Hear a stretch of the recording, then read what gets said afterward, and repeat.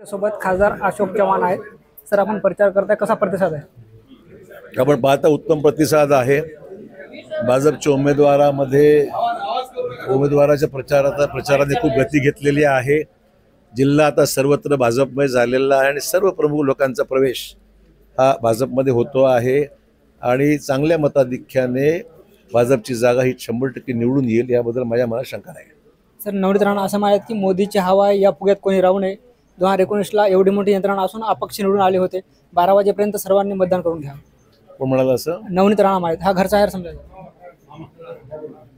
नाही। मी काही त्यांचं स्टेटमेंट ऐकलेलं नाही आहे, त्याच्यामुळे त्यांच्या स्टेटमेंटवर मी कॉमेंट काही करणार नाही आहे।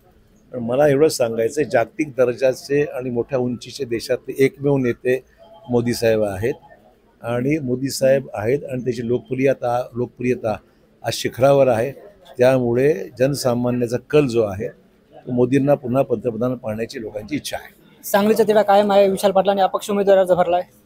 काँग्रेसमध्ये सगळा गोंधळ सुरू आहे।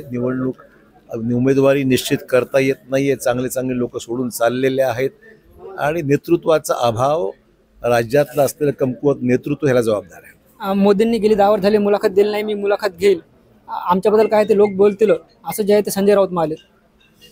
ठीक आहे, त्यांना काय म्हणायचं ते म्हणू द्या। त्यांनी काही जरी म्हटलं तरी जे लिखित आहे, जे होणार आहे आणि सब दिसतंय ते म्हणजे भाजपचाच विजय सर्वत्र अपेक्षित आहे।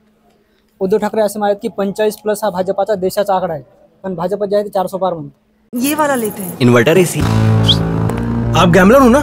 गैम्बलर? जुआ खेलते हो ना? तुम जुआ खेलते हो? अरे नहीं, ये तो कुछ भी बोले जा रहे हैं। इतनी महंगी और नाजुक एसी खरीद कर स्टेबलाइजर नहीं लोगे तो ये जुआ नहीं हुआ तो क्या हुआ? सिर्फ एक फ्लक्चुएशन आपके इन्वर्टर एसी के पार्ट्स को डैमेज कर सकता है। उसे वी गार्ड से सुरक्षित रखिए। V guard, India's number 1 stabiliser. कोणाच्या म्हणण्याने 45 पार असं होत नसते। हा आकडा देशातला 400 पारचा आकडा जो आहे त्याला काहीतरी अभ्यासपूर्णच काहीतरी निर्णय घेतले असतील ना। सर्वत्र भाजपचा बोलबाला आहे आणि मित्रपक्ष आणि भाजप जणून हा 400चा आकडा निश्चित होणार आहे। उलट इंडी अलायन्स जो आहे तो अलायन्स एवढा कमकुवत आहेत, त्यांचाच आकडा किती निघेल हे कोणी आज सांगू शकत नाही। एवढी कमजोर अवस्था झालेली आहे। उद्धव ठाकरे असे म्हणतात की भाजपाचा मुस्लिम लीग सोबत संबंध आहे, त्यांनी पेरच घेतला। अर्थार्थी काही संबंध नाही आहे, आधी नव्हता आणि आपण पाहत आहे की काँग्रेसला आपल्या घटक पक्षांना सांभाळता आलं नाही आहे। प्रकाश आंबेडकर सुद्धा नाराज होऊन बाहेर पडलेले आहेत, ममता बॅनर्जी बाहेर पडलेले आहेत।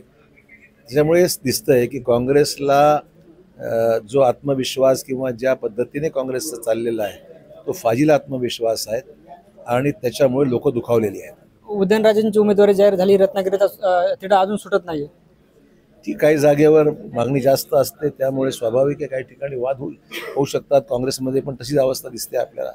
पण ठीक आहे, तर तसं फार मोठा विषय राहिलेला नाही आहे, 1-2 दिवसाचा विषय मार्गी लागेल। शेवटचा प्रश्न साहेब, वैभव नाईक असं म्हणतात की नारायण राणे यांना उमेदवारी न मिळाल्यामागे नागपूरच्या अदृश्य शक्तीचा हात आहे। नागपूरच्या अदृश्य शक्तीमुळे नारायण राणे यांनी उमेदवारी अर्ज भरताना विचार करावा। वैभव नाईक मला याच्यात काही बोलायचं नाही आहे। जो निर्णय पक्षश्रेष्ठी घेईल त्यांनाच उमेदवारी भरता येईल हे स्पष्ट आहे। त्यामुळे जो काही निर्णय रत्नागिरी सिंधुदुर्गचा व्हायचा असेल तो निर्णय भाजपचा नेतृत्वच निर्णय घेईल। त्याच्यामध्ये 20 तारखेला नरेंद्र मोदींची सभा होती, ती नांदेडसाठी आणि मराठवाड्यासाठी किती निर्णायक होईल? निश्चितच वातावरण अधिक चांगलं आहे, त्यांच्या येण्याने अधिक त्याच्यामध्ये फायदा होईल। हे होते खासदार अशोक चव्हाण। ज्ञानेश्वर लोंढे, TV9 मराठी, मालेगाव, नांदेड।